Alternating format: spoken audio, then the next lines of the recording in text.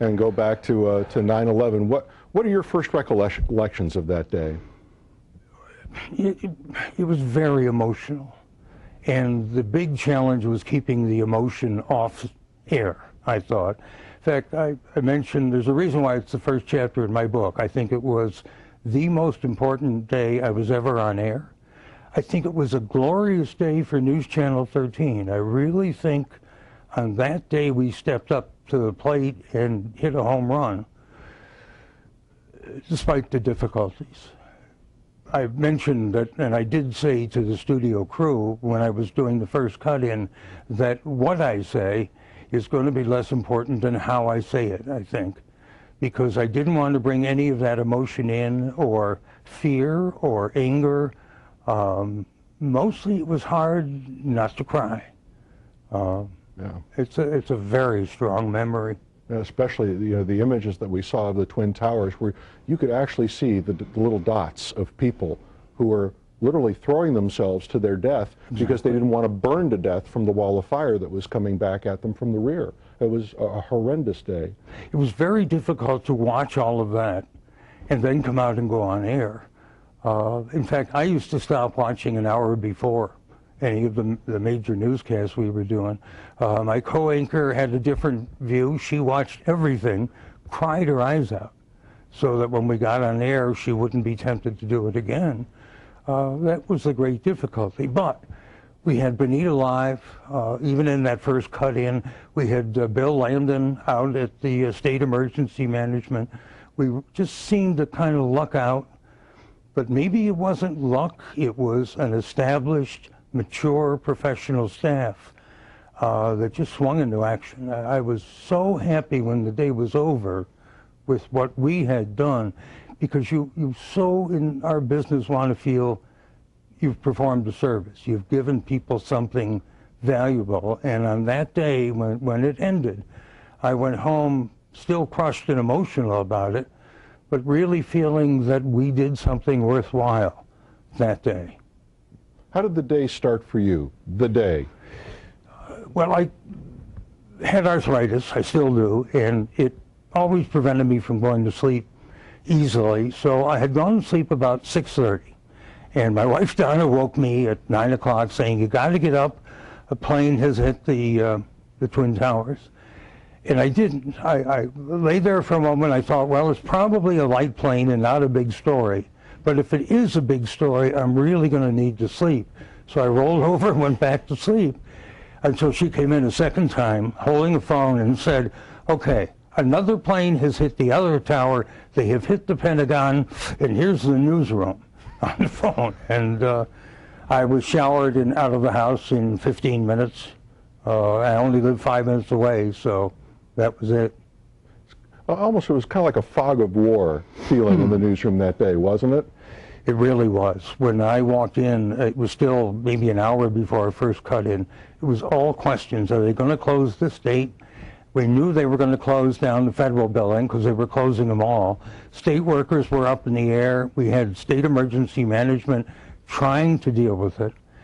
But you know, and I said this afterward and got in some trouble for saying it, and maybe I said it wrong, I think is the problem. But what really held America together, I felt, in that first hour was television. Because Tom Brokaw was there, because we were there, and you had a sense civilization continues, our society is intact, it's still running. And that was before you could see even the mayor of New York or the governor. That was maybe television's biggest service. Mm-hmm. Now that we're here, what is our biggest takeaway from 9/11, do you think? Our society is drastically different now than it was back then. It sure is. All of the security. But you know, today, driving in, our biggest takeaway may be fear, because we're hearing another real possible attack. And I think we still don't have, and maybe never again will have, the sort of sense of security we had pre-9/11.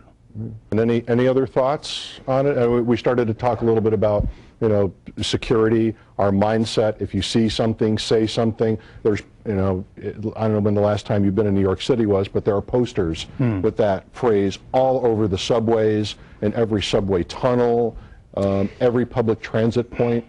That's, yeah, the insecurity is the biggest obvious factor. But there's a side of that which is our loss of some freedoms.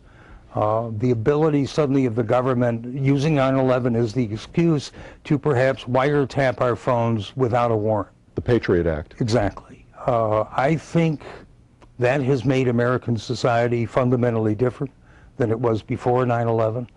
I think there's still going to be a reaction to that we haven't gotten through yet, that a lot of that will be rolled back. They're even talking about letting you wear your shoes while getting on an airplane. A lot of stuff like that has yet to be rolled back. Children who were born after 9/11, I don't think can imagine the world before. It is fundamentally different. Is it a better world, do you think? Oh, no. No, I don't think so. I think that it provided for... I mean, when I say that, I mean in terms of we're more secure, we're more watchful, we're more vigilant. Is that a good thing? No, probably not, because we're more insecure in the sense of our personal feelings and in the sense of what we fear a government might do to us. But beyond that, there's some, it's not really racism, but there's been a rise in ethnic sensitivities, I think, that is not good.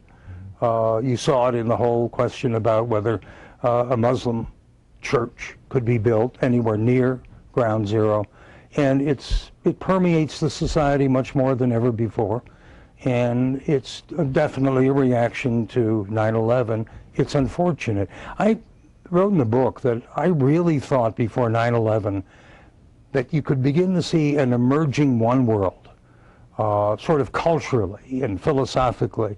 And a stockbroker who used to be on our air here kept telling me, the nations are emerging in Africa. They're lined up like cordwood to fund an economic boom. Things looked bright before 9/11, and afterwards the view diminished some. It got dimmer, and the real light has not returned. So I still feel that what I was hoping for in terms of a united world before 9/11 is out of our reach afterward, still is.